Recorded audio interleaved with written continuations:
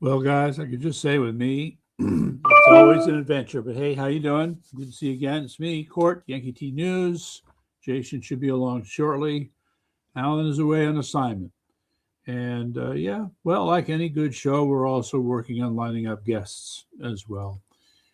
But I can tell you that the world remains every bit as crazy as ever. Um, yeah, there are a lot of things to cover.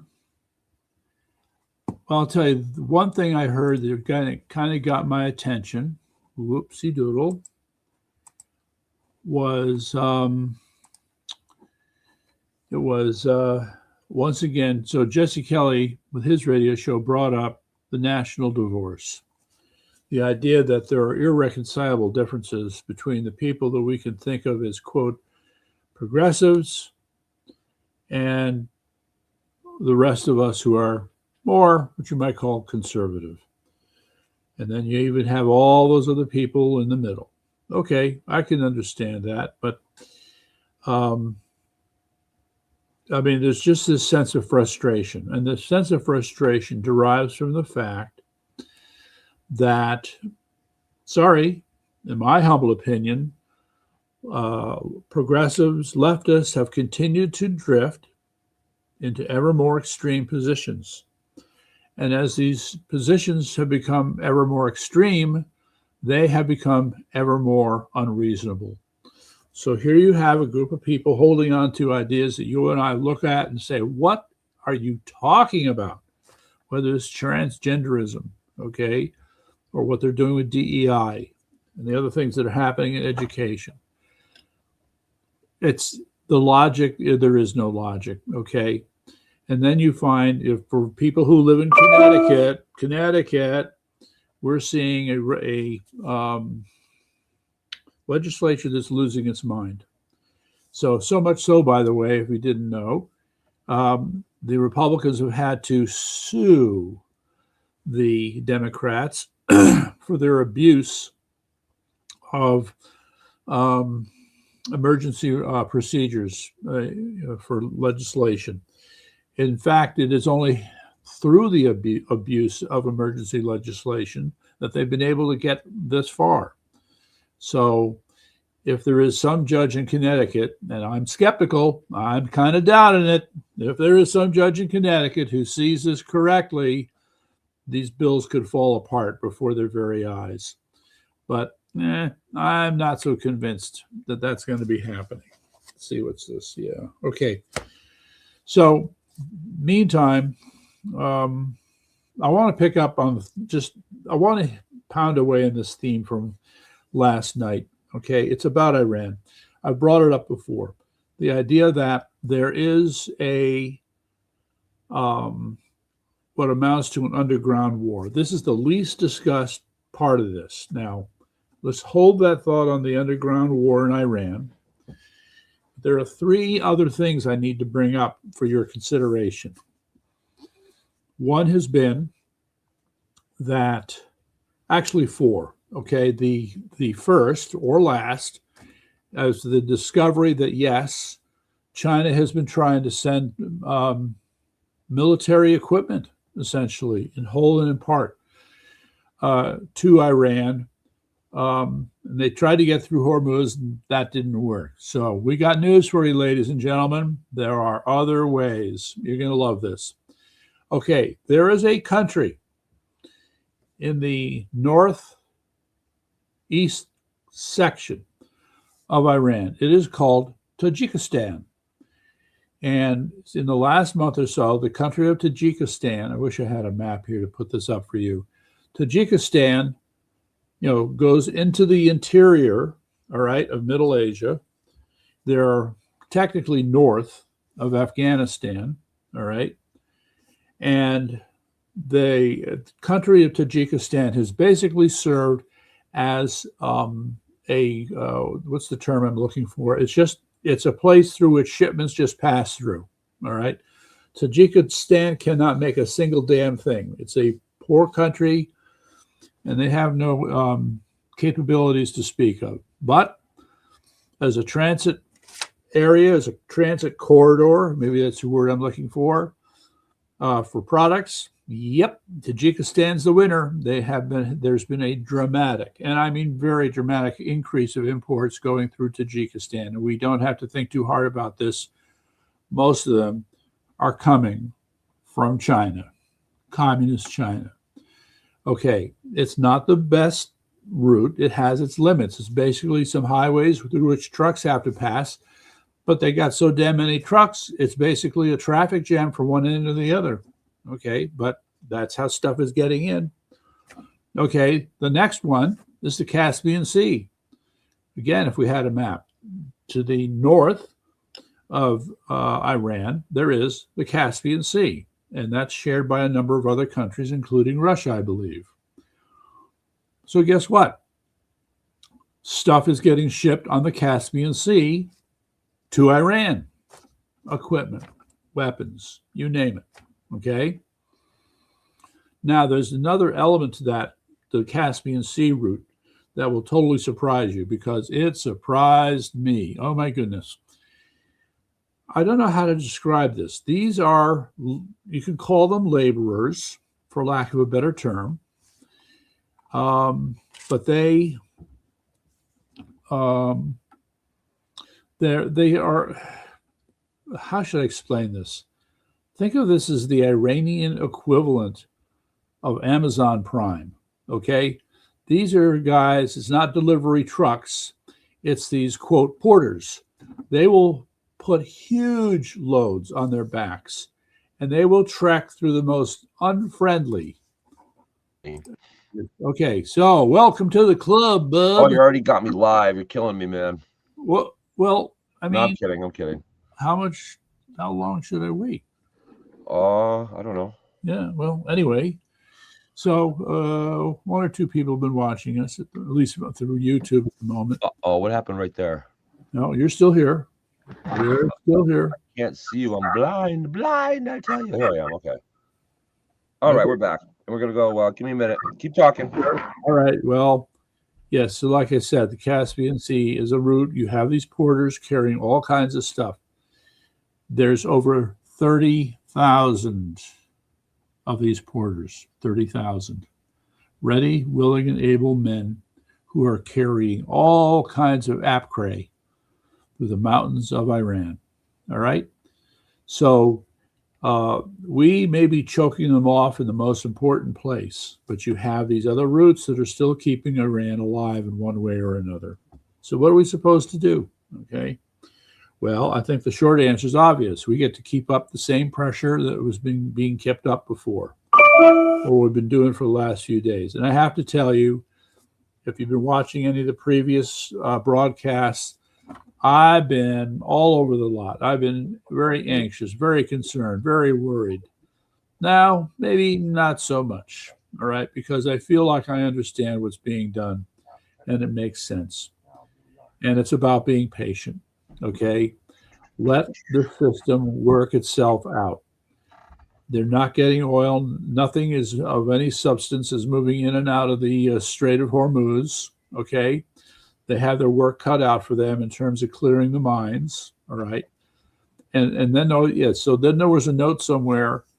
This is crazy. In terms of the current backup we have right now, in terms of the number of ships that are trapped inside Hormuz, it will take over a year. I find this incredible.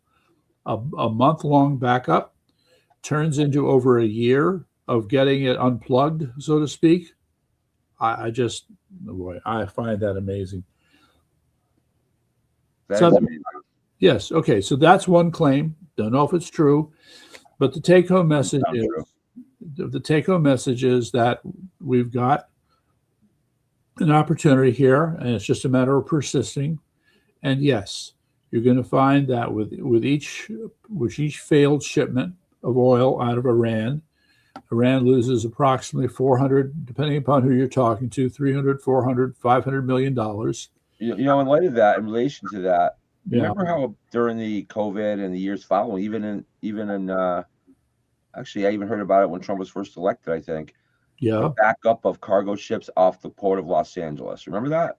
Yes, I do. That's And right. we never heard about. We heard about that. It was ongoing. It was ongoing, and the story just went away. And I asked myself, is there still? And they talked about how many it would take years to untangle that. Yeah. Well, I think Is it untangled? Is it still there? no, there are No. several ports they could go to. So I think what a lot of the ships did was they would have gone to San Francisco, they would have gone to Seattle, Mm-hmm. and other ports that were practical for them to deliver their goods. So I think that would have gotten worked out a lot sooner than expected. Strait of Hormuz is a different situation, right? Because you got multiple countries shipping multiple products through that narrow channel. Yeah, it's also it wasn't a war zone in Los Angeles either. No, well, maybe not according to the not literally, at least. Yeah. Yeah, no, the Longshoremen Union might have had a different view on that. True. Yeah. So the all right. So where does this all leave us? It's so where it leaves me, as I was starting to say, is I'm beginning to feel a little bit more patient. I'm not quite as worked up over the various accounts. But that said, now we hear that Tel Aviv is getting bombed. Right? Did you hear that? Yeah, I heard that. It was the Houthis doing that, though, right? Okay, but yeah, and where do they get their where do they get their missiles from? Iran. Yeah, okay. So that doesn't mean that they're getting them now. We can't assume that they're getting them now from Iran. They might have had these already from years ago. They have inventory. I don't know, but sure. I just assume nothing with these guys, okay? And I'm going to go out on a limb. Here's my prediction, ladies and gentlemen. In the next 2 weeks, we're going to discover that we didn't get all of Iran's submarines. Oops. Some of their submarines are still functioning, and we will only find out later that they're around. And so these submarines, which we missed, are still creating mischief in the Hormuz. There you go. There's a title, Mischief in the Hormuz. Mm-hmm. Right. So you can take note. What is that? 9/14 on Friday. 24th. April. I don't know why that. I don't know why. I still don't understand why this area, which again is about the size of Connecticut, yes, is such a big. I know why it's a big deal economically. I don't know why it's hard. It's such a pain for us militarily. Let's see. Why is it a pain for us militarily? Why can't we just take the Strait of Hormuz? Period. End it. Take it. The entire area, state of Connecticut size. It's like Connecticut sliced it this way. Okay, so still, why don't you go out there on a boat and see how you do? Okay. Well, I can't take it. Okay. I'm not the military. I'm not the United States, the most powerful state-of-the-art military in the world with allies. Right. So let me just give you one small factoid. If you were standing on the surface of the water and you're looking out to the horizon, do you know how far away that horizon is?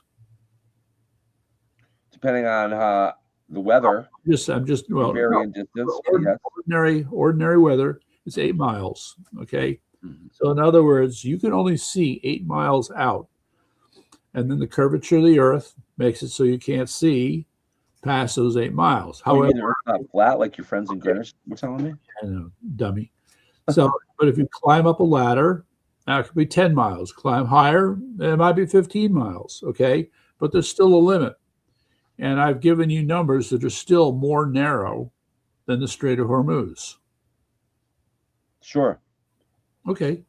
So your ability we don't have one boat trying to do it. We have 3 aircraft carriers and multiple destroyers and yes, so we split out that area. Okay, we presumably have eyes on. Sure. I'm willing to bet there's some gaps in that system. I'm sure they don't want it. They would never admit it. But I think there could be some blind spots, so they're not really able to see exactly what's going on. Okay, well, Connecticut is about 100 miles wide, about 60 miles high. Mm-hmm. And if we're talking about, we'll give it a 12-mile view, assuming our soldiers aren't watching from the deck that they could climb somewhat. So we'll call it 12 miles. Mm-hmm. Yep. 12 times 5, 6, 12 times 9, we'll call it, for 108. That covers it east to west. You need 9 crafts by 60 miles 5 by 5. So you need 45 crafts. Yeah. I think, Big area. all right, this comes Cover back to an earlier point I've made, is that we've done these strikes where we've taken care of the big things, okay? But we have not taken care of the little things. And the most annoying of those little things, ladies and gentlemen, is what I call the bug boats, Mhm. okay? Those 40-foot bug boats, all made in Sweden, by the way. There is supposedly, I mean, before the war, 4 to 5,000 of them. That made the inventory for the Iranian Navy. So we've destroyed some number of them. Some have been hidden in warehouses. Okay. Others are in locations that we didn't look at too closely. And they've been able to come out and cause trouble from time to time. And so the other thing is, once again, the bar is set much lower for Iran to cause trouble, where the bar is much higher for us to prevent trouble. As it always has been when you're dealing with terrorists. Yes, that's right. Mhm. So that's where they find themselves. Now the question is, will other people develop the courage to say, screw this, screw them, we're sending our ship through here, all right? But to me, again, the issue here is, guys. Not with all that money at stake and all that cargo they're carrying, they're probably not. Yeah, no, they would, yeah. But the and the other problem is we're not getting a clear accounting on just what kind of passage is going on in the Strait of Hormuz. However, every time they pull up a map, we can see that when you look on the interior from the Strait of Hormuz, lots of ships milling about or in anchorage. And then you look on the outside of the Strait of Hormuz, lots of them sitting there, but nothing going through the strait. You know, looking at that, can we bring a map up easily or no? Here, give me a minute, and I'll seize what eyes can do here. Because I want to know geographically. I almost wish I could see the whole Middle East. Yeah. Geographically, what the value about the strait really is. Okay, good. Where does it go upland from there? Is that a dead end? Is that the Tigris and Euphrates rivers right there? Tigris and Euphrates is going to be in Iraq. Right, but that is Iraq right there. Is it not? The green at the top of the strait, at the northern end of the strait of the Gulf. I mean, well, I think that red line is supposed to be the border. So yes, that. So that must be the Tigris and Euphrates River right there. Okay, let's say yes. Okay, so what is the value of this shipping lane worldwide? Where does it go? Nowhere. Is this just where people come in and pick up oil and leave? Yes. Well, let me qualify that. You're gonna have what's called transshipping. All right. Mm-hmm. You're gonna have things, for example, that could be shipped from Iraq down into Saudi Arabia, all right, or into Kuwait, and then ships arrive there, and they pick them up. I mean, there are. Yeah. So it's more like a pickup joint, Okay, the heart of our world shipping system is the steel container, right? The 8 by 8 by 40 foot steel container. Correct. All right. You can put those on trucks. The trucks can drive pretty much any of these roads that are, appropriate. Okay. So the Strait of Hormuz significance is in the acquisition of oil for world trade and for land distribution in the Middle East. Okay, so it's not the point I'm making is not just oil that is shipped. Yeah, right. It's also fertilizer, I know that, and steel. Yeah, okay. So yes. So you can imagine, I think it's Basra. It's still primarily an oil port, I can do it on my side here, but up in here, where is it? Iran. So it's going to be right about there. The tip of the arrow, I think, roughly is Basra. Or am I confusing that with Iraq? Iraq having Basra. Here, let me get my facts straight, ladies and gentlemen. No big hurry here. Basra is where? So that is Iraq, and that is Saudi Arabia there on the southwest. Yes, and then that little. And the south and due west is Iraq. Mm-hmm. You got okay. Okay, so Basra, yeah. So I stand corrected. Basra is in Iraq, a city of about 1.5 million people. So in that regard, again, if you take this area Mhm. and you take the state of Connecticut and you superimpose it and turn it about 45 degrees, it's the same air size. All right. It's So not again, very big. So my question is, and all the countries around there are presumably friendly at this point, except for Iran. Why? Maybe boots on the ground on some limited basis. This seems like high terrain here on the northeast of that's the Gulf, right? yeah, That is very mountainous. yes, So you secure that coastline, yeah. How many and miles is it? you have to secure boots on the ground to secure just the coastline, though. So just check And then secure. Use the Navy to secure the. check the scale there. Can you see the scale? Yeah, it's about 100 miles wide. Well, the strait may be 100 miles wide. From here to here is how far? Oh, Yeah. that's more than 100 miles. Okay. Okay, yeah, the straight area I'm talking about is like down here. Okay. Okay. Yeah, but when you're talking about securing, you're talking about securing the land. Is this Qatar right here? Is that Qatar? Qatar, let's see. I get them confused. Where it says KM. Well, that's just kilometers. Yes, but that green thing Yeah, sticking out. that's Saudi Arabia. I'm pretty sure that there is Qatar. That's But- Qatar. Okay. All right. And then, but there should be another border there somewhere. Qatar. Yes, there is. So yes, and then to the right, that other chunk is, I believe, United Arab Emirates. And then Oh, down my here, goodness. and then at the bottom of the picture to the right is Plenty. Oman, I'm pretty sure. Are you serious right now? What's the matter? My cat is behind my monitor, and it's going to be a disaster. Any second now. Any Okay. second. I'm not going to do anything. I'm just going to pray for the best. Okay. Keep going. Pray for the best. All right. So this map does. I mean, okay. So the area I'm thinking about the size. Oh, good. She got out. The size of Connecticut is really over. Is not the whole Gulf. That's a much bigger area. That probably more like the size of. No, I understand what you're saying, but have you been out on the water much? I'm a lake man. A lake man. I am a rowboat professional. Well, not professional. I don't get paid for it, but Rowboat. I'm an expert of the rowboat. What? Yeah, and a canoe. I'm a canoe expert as well. Oh, that's I'm a interesting. canoe expert over the years. Those are the only two merit badges I Freshwater heard. lake man. I don't like. I think oceans are not for humans to be in. It's not our area. It's for fish. What? Leave it for the fish. Well, that would be an eccentric. I don't place. mind sailing on the ocean is fine. I don't want to go in the water really. I will go in the now in a lake. There she is. In a lake, I am like a fish. All right. Okay, but in the ocean, I won't go above my boobs. Your boobs won't go above I'll your go up to boobs. my boobs. That's it. I will not go. And I'm reluctant to go that high. I really prefer up to my waist. I see. But if I, back in the day, if I want to impress a girl or something, maybe I go up to my boobs. That's But interesting. You have this peculiar reaction when you're confronted with something that you know is of great depth and expanse. Generally speaking, I'm with you on that, but I just think oceans are meant for fish, man. They're not really meant for. Okay, well, the only point I'm trying to make here is that you come to terms with the vastness of the ocean. No, I've seen that. I've been on it. I've been on a cruise, so. All right. So that being the case, even if you're talking about the Strait of Hormuz, that's still a lot of water. All right. It is.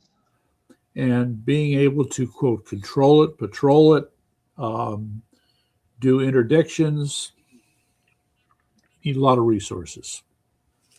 You need a lot of resources to do that. But just to say that, yes, but if you narrow it down to that strait itself, the area, the actual elbow, right, as you or said, an area it's not really that huge of an area. It's not an area that our mighty worldwide dominant military should be able to control. well, I mean, I know it's wide and vast, but the story is that we are okay. I mean, it's a fair question. It's just one of these little technical things that I like to get into. Is how many square miles of ocean can one destroyer control in the case of a blockade? well, in theory, it would be an 8-mile radius based on, I would say, a 10-mile radius, right? So it'd be about. Well, again, they've got their radar masts, so they can see. much further than if you're out the water. But we're asking what they can control, not just what they can see. Control means you have to be able to communicate with the ship. You have to be close enough to warn the ship. All right. Mm-hmm. So I'm thinking 5 miles, maybe. So 5-mile radius. Yeah. So we have, say a 5 mile radius for one for a destroyer. One destroyer be able to reasonably control an area in a blockade. And let's not forget about air power. Okay, well, that's where you need support from a carrier, right? Mm-hmm. So yes, and so I mean, I don't know why we're getting into this. I think they've got this well under control. It's the sea mine part they don't, which is another discussion. But the sense, again, I go back to the Iranians' capacity for mischief. I think they're pulling little things here and there. They're doing what they can with what they've got. And it's a fair question. You mentioned before I came on about how they're finding other ways to get supplies from other than to get around the blockade by land. I assume by land, right? Correct. So if we look, all right, lower right.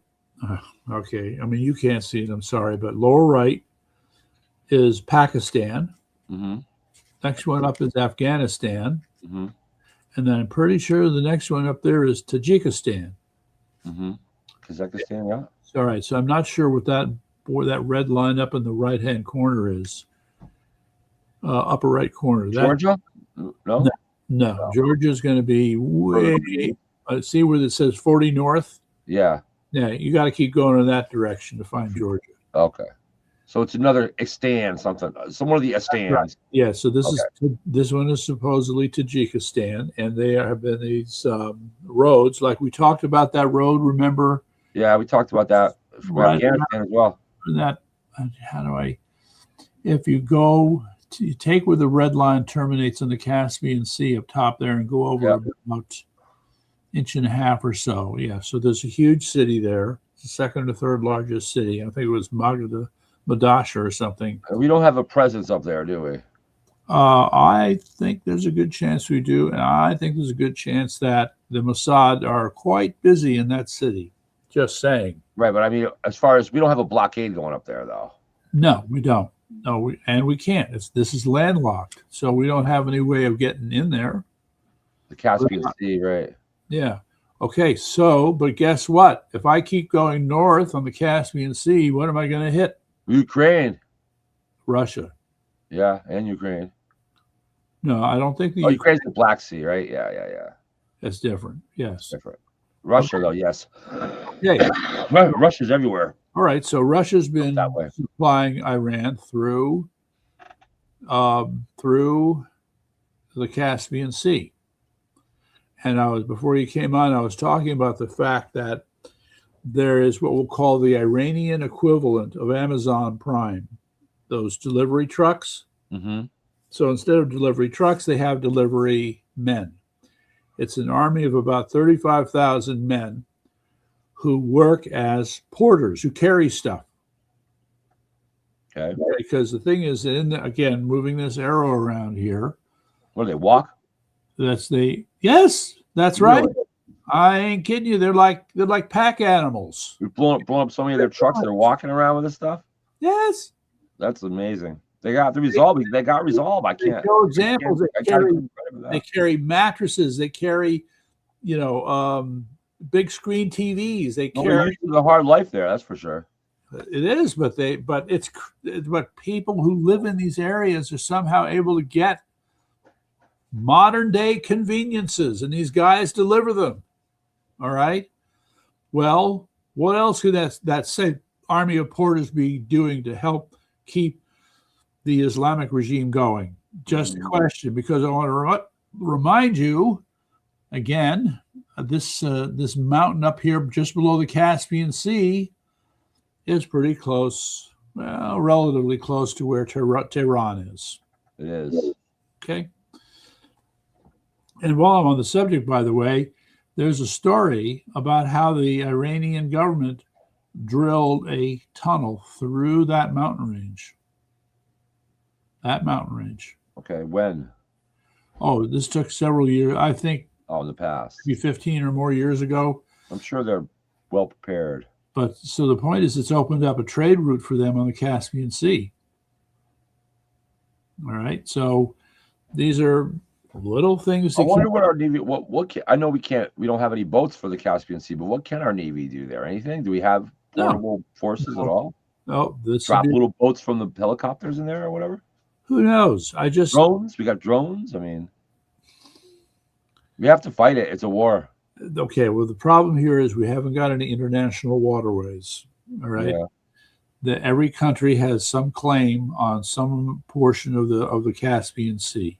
Okay, it's real. So there's that rule about 7 miles offshore does not apply in the Caspian Sea, only in open waters. Yeah? Everybody's different. And the other thing is that there are different kinds of waters. I guess commercial waters versus territorial waters, if I've got it right. So we used to have 3 miles. We extended it to 12. And oh, by the way, have you ever heard of the term yacht girl? I've heard of it. Okay. Well, a yacht girl is some chick who's hanging out with rich guys. Mm-hmm. And what they are stupidly willing to do is to get on a yacht for a party with these rich guys who then take them outside territorial waters and rape them. Mm-hmm. Because it's done in territorial waters, American laws don't apply. Mm. See, that's why you want to. What kind of relationships is disturbing? What kind of relationships do we have with these Kazakhstan, these other countries along the Caspian Sea then? Yeah, it's a kind of a mixed bag. Tajikistan, it can't so iffy, right? Be good. No. In Iraq, we have a presence in Baghdad, and who knows? Look, I would hope that the CIA and others have learned their lessons over the last 20 years. I think Turkey has a big presence on the Caspian. Okay, so first, let me back up a little bit here for historical perspective. We would not have had many people on the ground who knew Farsi, knew Arabic, who could mix with the populations. If there was one place where our coverage was weak, right there. That country shouting death to America for decades, and we didn't have good human intelligence on that country. Did not have it. Okay? So with the invasion of Iraq, we set up shop, right? The Green Zone in Baghdad. And we've continued to be there, but that's served as a staging area in some fashion for us to build out a presence in terms of human intelligence in that region. Mm-hmm. Okay? So Baghdad has been kind of our headquarters in a sense. So, I find it interesting. There's a guy named Sam Faddis who's on Steve Bannon's show from time to time. He is an old hand as far as working for the CIA. CIA is concerned. He spent a large part of his career in the Mideast.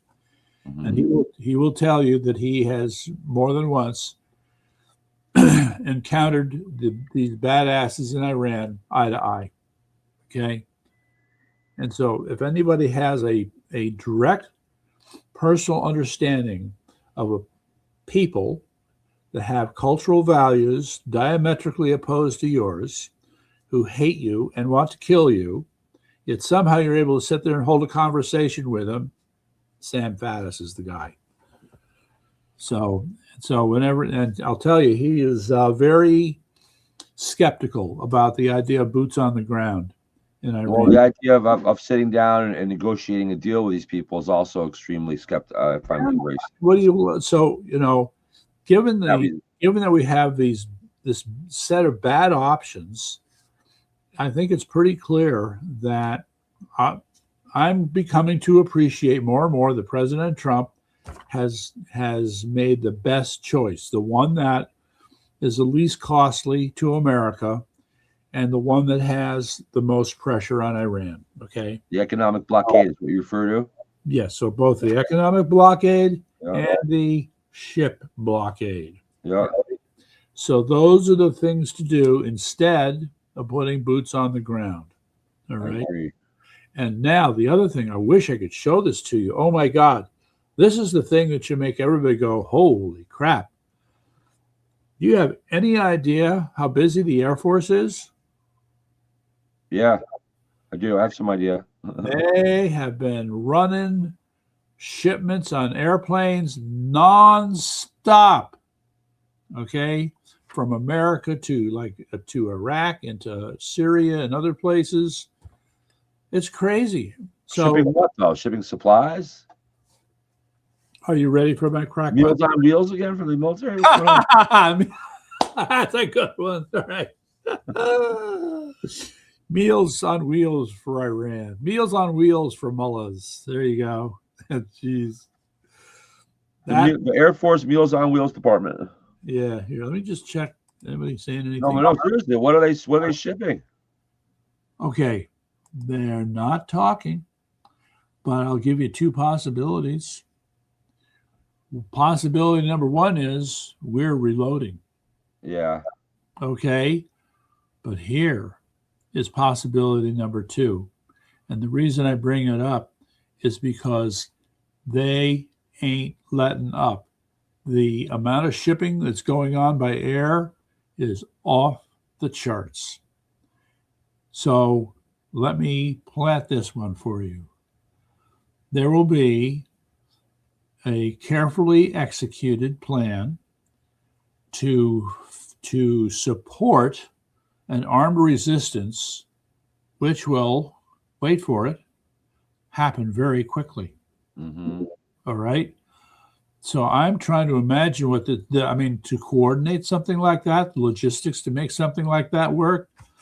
Forget about trying to have a debate with 3 gubernatorial candidates. Those logistics are nothing. All right. These logistics now we're talking logistics here. All right. That's a good one. Yeah. We'll Okay. get to that in a little bit. I had to throw that in. Okay. So Tehran. Okay. That big city on the Caspian Sea. What was it? Rasht, I think. Mm-hmm. A city that's on the border with Tajikistan. That could be very interesting. All right. Bashir. Okay, so Bashir is the so-called naval base down there. Mm-hmm. Pictures of that. It seems rather small to me, but that's, in the aftermath, that's been sort of where the Iranian Navy has been setting up shop. They still have a lot of their bug boats there, and other equipment. It really is the key. That really is the key to ultimate victory in this war. I think is to get the good people of Iran, help them, and just displacing this very unpopular authoritarian figure in the country. I have a feeling that they're not very, amongst the regular people of Iran, obviously not very popular. I just feel like that's the answer. Pretty much. But that said, to what degree do we need boots on the ground? I guess for that. Hopefully, very little. All right. Well, I'm going to use another obvious analogy or metaphor, and that is the American Revolutionary War. Okay. When you look, we lost a lot of battles in the American Revolutionary War, mm-hmm. but we won where it counted. Mm-hmm. Okay. Well, George Washington was the master of the tactical retreat. And to this day, military schools study George Washington in order to understand brilliant tactical retreats. Mm-hmm. All right. Retreats can actually be very effective.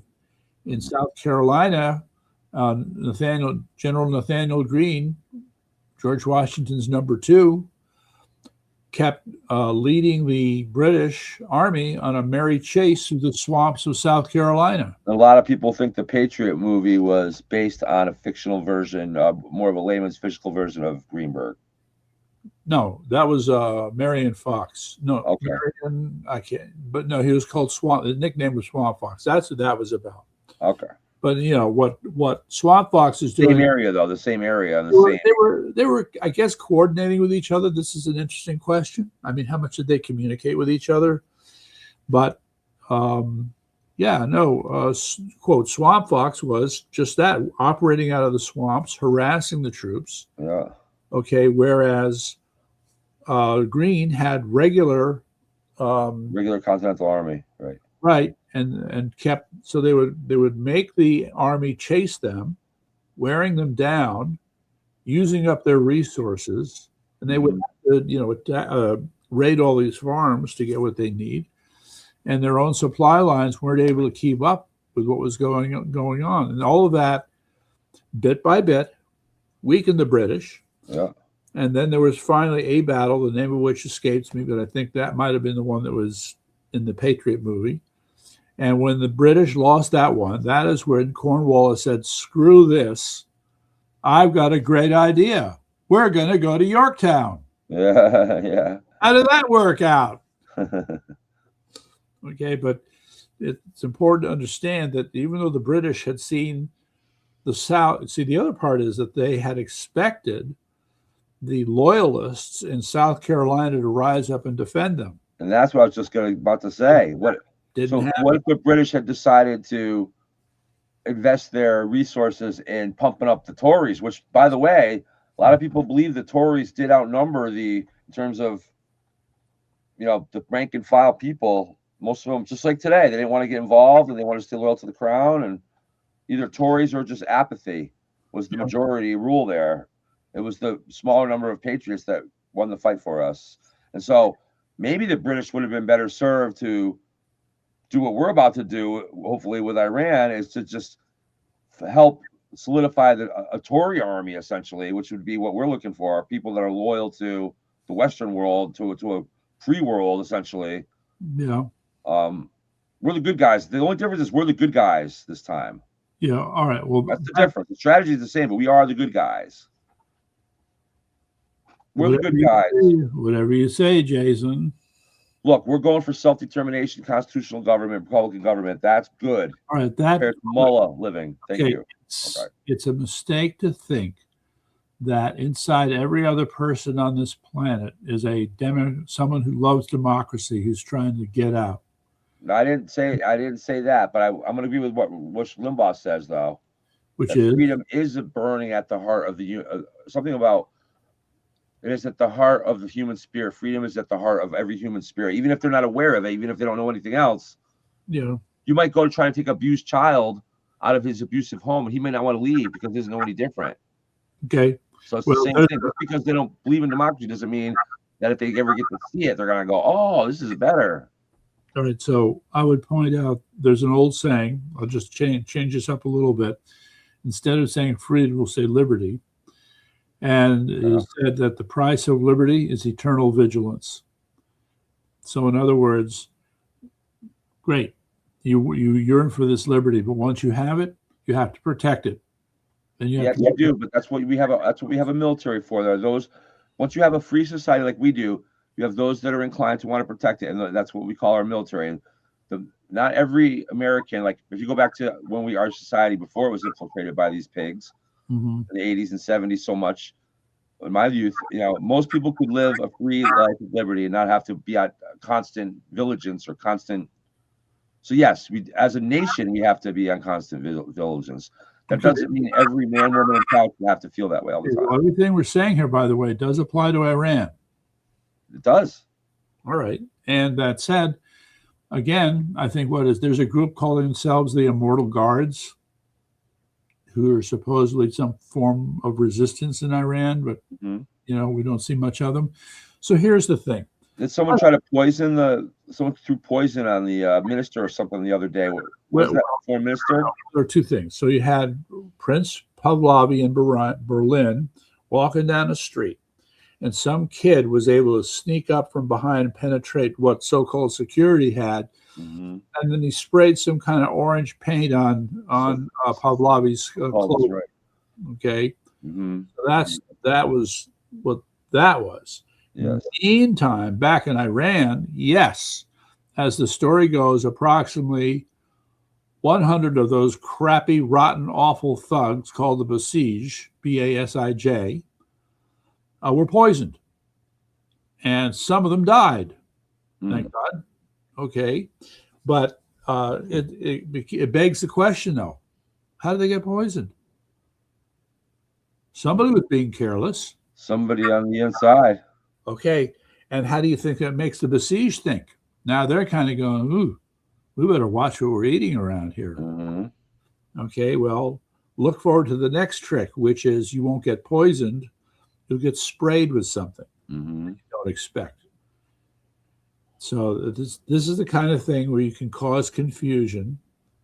And by the way, another thing we haven't really, and we can't talk about it because we don't know, is we do know that the internet was shut down, that the Iranian government was able to interfere with at least some of Starlink.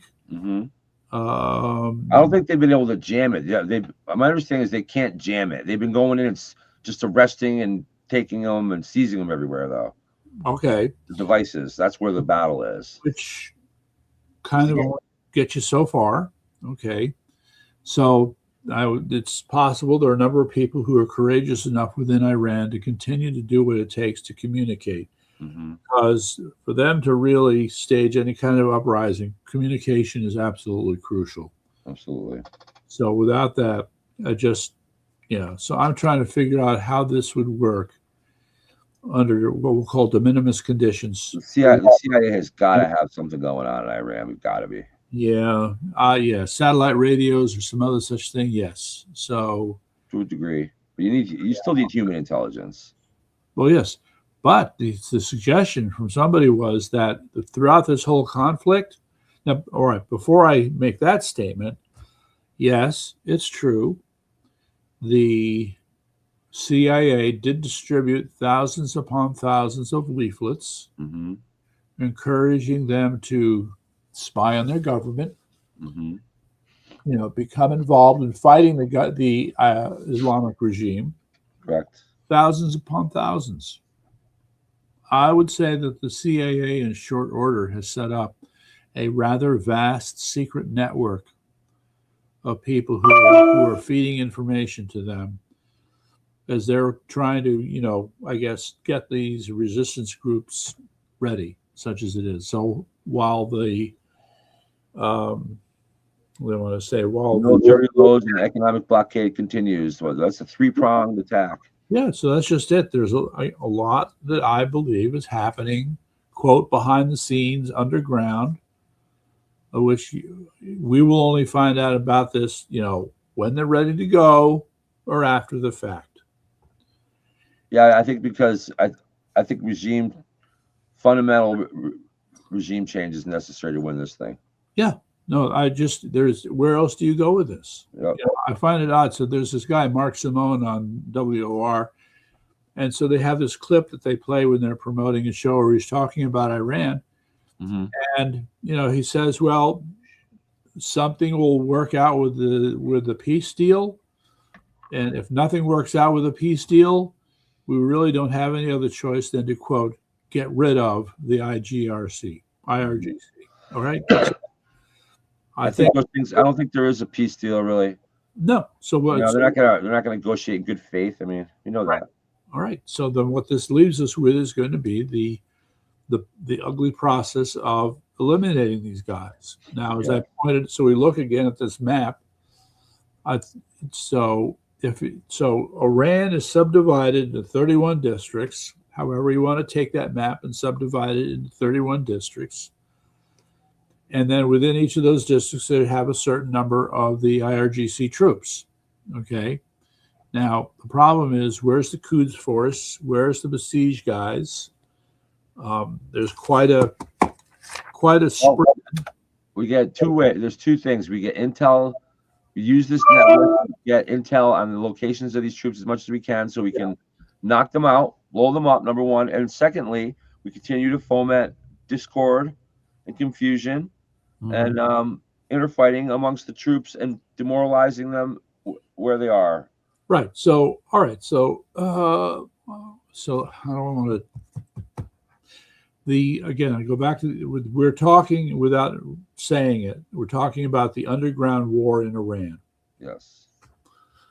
And right now, it's not a full-scale war. It's the period of preparation for the war. Right. And I go back to that the Air Force with all those planes shipping stuff in, okay, it's not hard to imagine that some portion of those materials would be for such an uprising. That's correct. And it's being They can done. smuggle supplies in, so can we. Yeah. You know, So and even if they are getting things through the Caspian Sea, it's good. No matter what, the blockade that we're doing has got to be. It may not be zeroing out their economy, but it's got to be hurting it, no matter what they're doing up north. all right, to put this in the nicest way possible, Iran does not exactly have an interstate highway system. Put it nicely, yeah. Okay, so their ability to move Interstate lots goat of cheese goods quickly, it's limited. Okay, It is. taking out the railroads would also pretty much end any idea of rapid shipment of large amounts of material. I'm sure we have plenty of plan. If this does resume at a military level, I'm sure we have a lot of those areas targeted as well. Oh yeah, no, I mean I would love to be in that room. I really would. Those guys are sitting there looking at the maps. They're looking Picking out the targets. That would be fun, huh? Yeah, well, I mean, again, in my mind, there has to be a connected, coordinated kind of plan that says when we do this, then the next thing that needs to happen, or when we take care of this part of the problem, then we're ready to go to the next step with the other part. That's the kind of thing that I personally would like to see, but then again, I think so would the Iranians. So sorry, guys, we're just going to sit here and guess as much as you. I still think that, and when Trump was on TV telling reporters today, "Hey, don't rush me. I want a good deal. Don't rush me. You know, I'm not worried about the time." I think the Yamols will sit back and going, "Yeah, thank you, President Trump, for that." They want to wait it out too. The longer I know Trump has more up his sleeve than that. I get that, but you know, we don't want this thing to go out forever. No, there is a time limit. And the big question here is, as the, how do I want to address this? You know, another thing is if we're taking our, it's their economy I'm trying to address here. Okay, so we hear about how there's just the rial, the Iranian rial, their unit of currency, is becoming increasingly worthless. And the rate of inflation is out of control. mm-hmm. Okay, and we haven't yet reached a crisis stage yet with their economy. The economy appears to be falling apart. But the big one that everybody's talking about is when Carg Island gets clogged up. All right, when they can't ship any more oil, when all those tanks are filled to capacity. All right, then they have to turn their pipes off. They have to turn the pumps off that are pumping oil through the pipes to Carg Island. When that happens, it's however you say holy shit in Farsi, is what they're going to have to deal with next. Okay. Suddenly a lot of people will be unemployed. There won't be any social network for them. And they're going to get very restless, and it could get out of control. And what about another thing about this? As far as how it affects us, like our gas prices, right?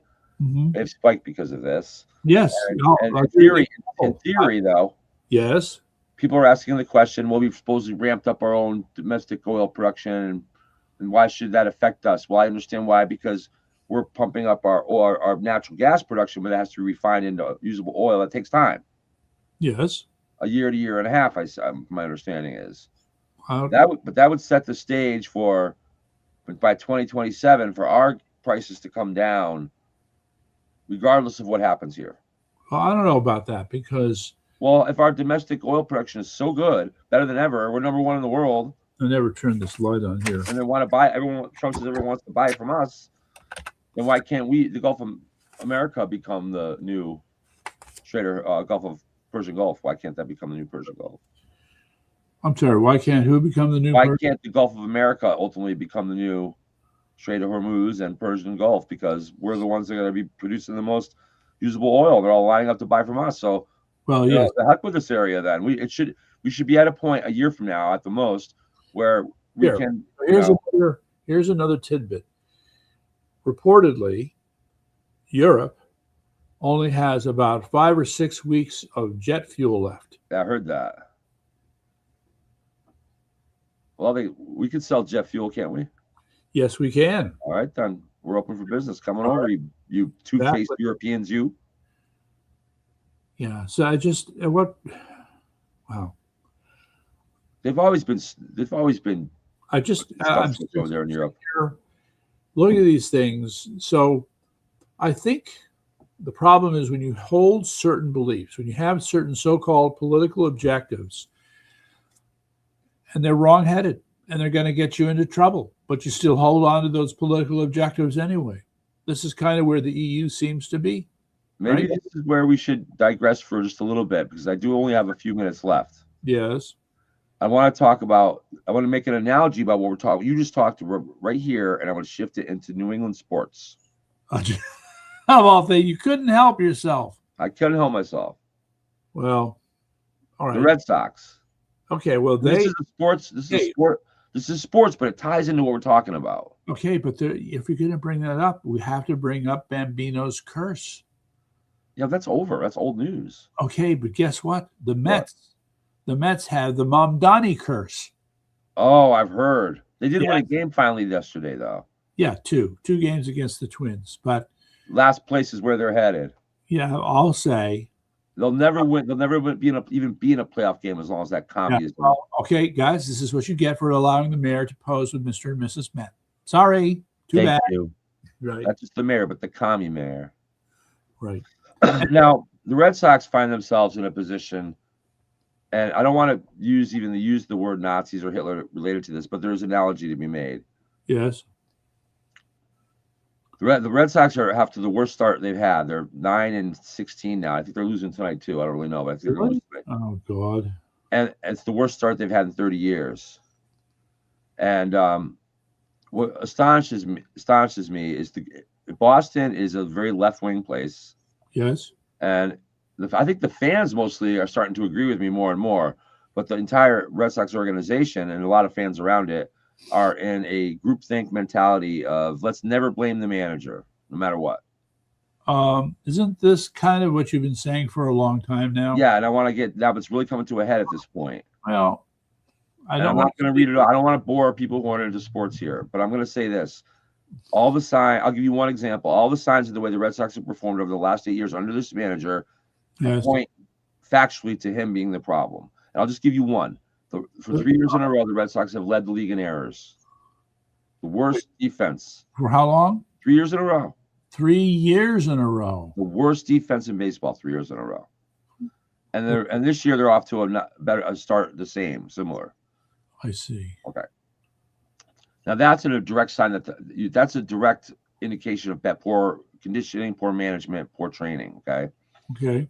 Now there's I have like 9 other examples like that, but I'm not going to bore you with all of them. My point is the chatter on these sites on social media. Nobody wants to blame the manager.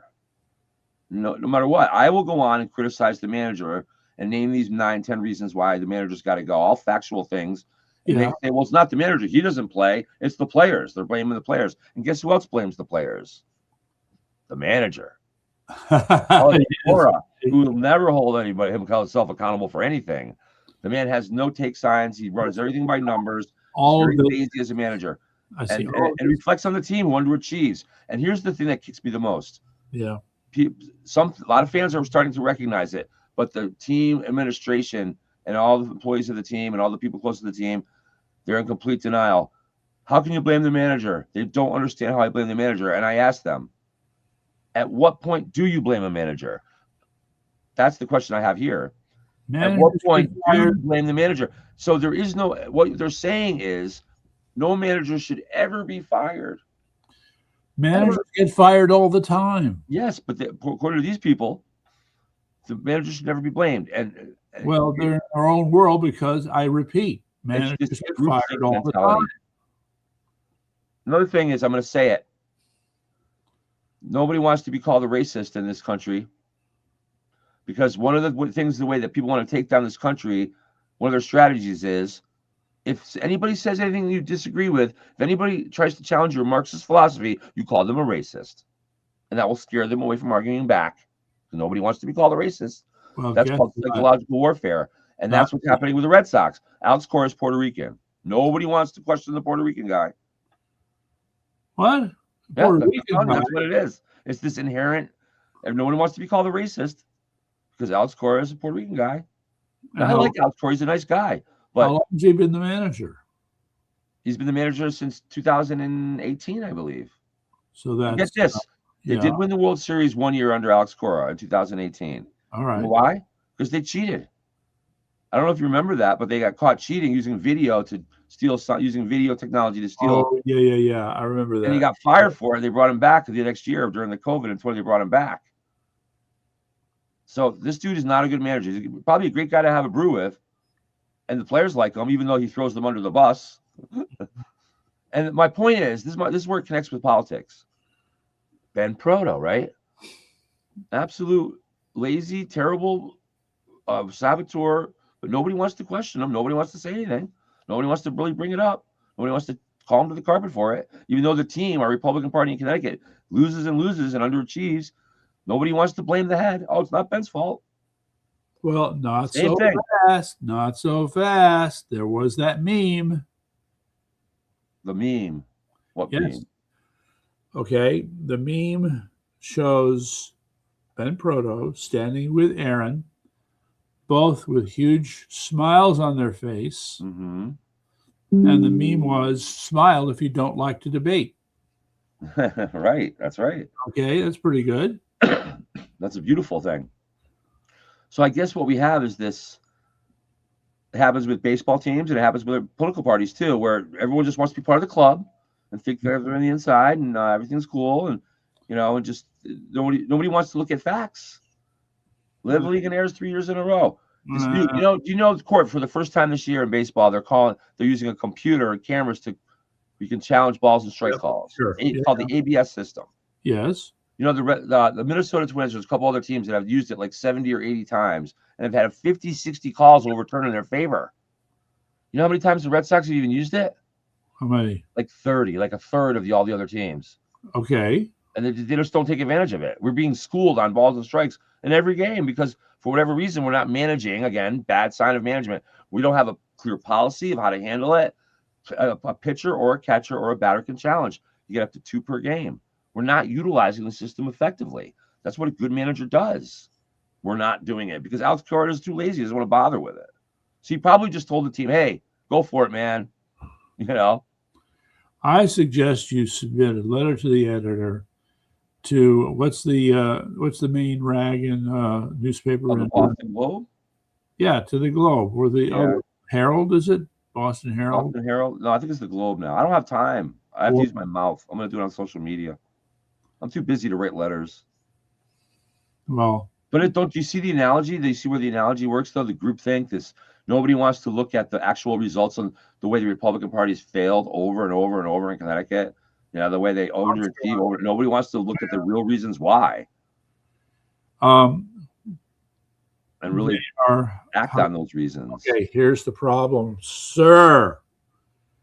When you're a junior partner of the Communist Party, better known as a rhino, you're going to follow orders. You're not going to question. You're going to do everything. It's the same sheep problem that we have. Yep. Right. Well, is there anything else on your mind before we wrap it up for tonight? Tomorrow we're going to be in Prospect for a rally, right? That's right. Come on down. Well, yeah. If anybody who's listening or hears this tomorrow in time, Prospect, Connecticut, the town in front of the town hall there, and all you gotta do is show up. All right then. All right. So I guess that'll do it. That'll do it. Good night, everybody. Good night. All right. There you go. Boom.